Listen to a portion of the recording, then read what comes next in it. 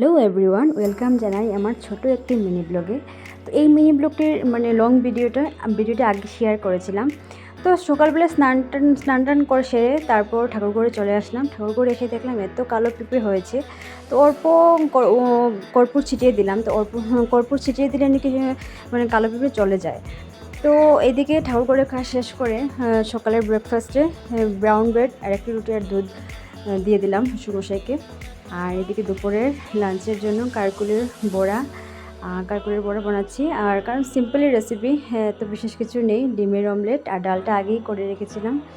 তো ডাল, ডিমের অমলেট আর কারকুলের বড়া সঙ্গে কাঁচা পেঁয়াজ খেতে তো আমার সেই ভালো লাগে, খুবই ভালো। তোমাদের কীরকম লাগে কমেন্টে জানিও। আর ভালোই লাগে কাঁচা পেঁয়াজটা খেতে। আর এদিকে আমি আমার বৌভাতের কিছু ছবি শেয়ার করছি, পরে নেক্সট ভিডিওতে দিয়ে দেবো আমার অ্যালবাম।